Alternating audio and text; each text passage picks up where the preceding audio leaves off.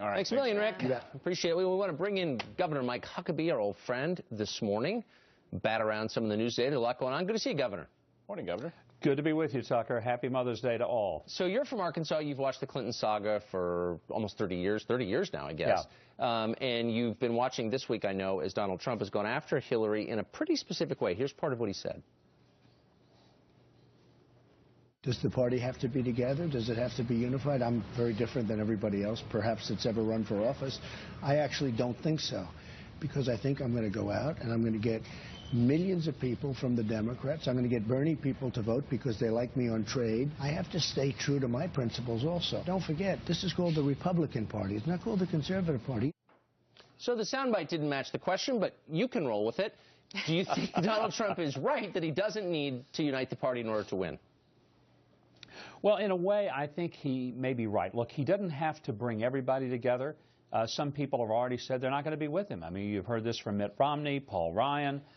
People said, you know, I'll never vote for Trump. Okay, fine, but a lot of people are. And I think when he says I don't have to unite the party, he has to unite the voters. And sometimes the voters go a different direction than do the elites. And that's what's happened in this election cycle. And so what we're going to see is a very different kind of voting mix. You've seen it on the Democrat side. That's why Bernie has done so well. He's shocked the Democrat elites, and Donald Trump has shocked the Republican elites. Bottom line, the people in Washington still don't get it. People are mad at them. It's about them, and it's not good.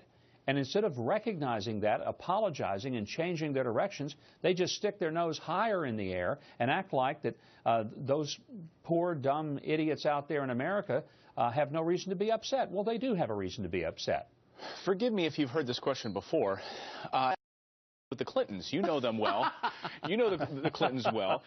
Donald Trump's line of attack recently, of course, saying, look, you're going to lecture me. You're going to lecture me about relationships and women.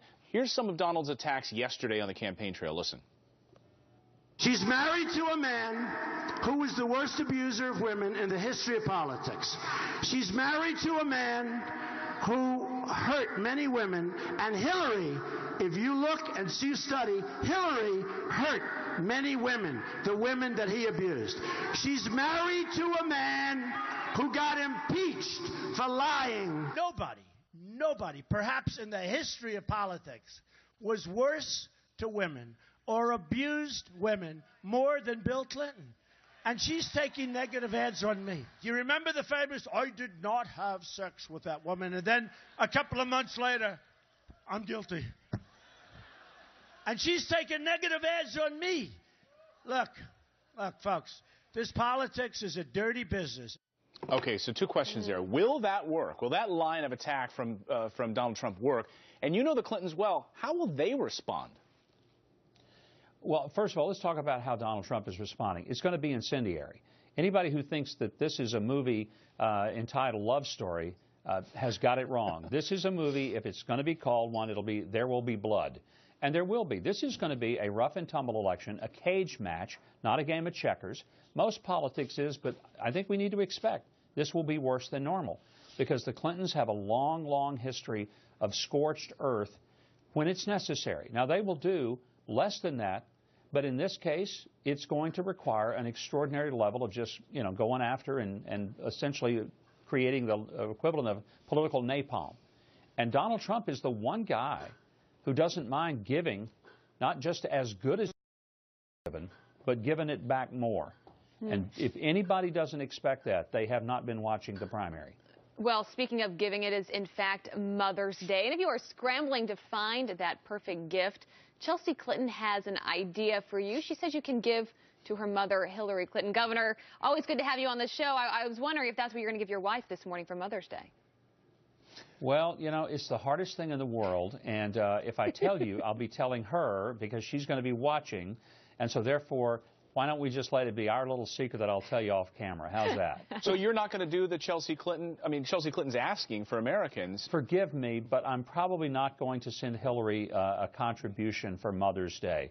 You know, I think I'd rather probably be dipped in boiling oil before I would encourage her presidential campaign at this point. It sounds like that Seinfeld episode where you're giving money to, like George Costanza invents a charity you give to the Human Fund. He just made up a charity. You know what? I didn't get you a Mother's Day gift this year. I donated my money to Hillary Clinton. Because when you think motherhood, obviously you think Hillary. Governor, it was great to see you this morning. Thanks a lot.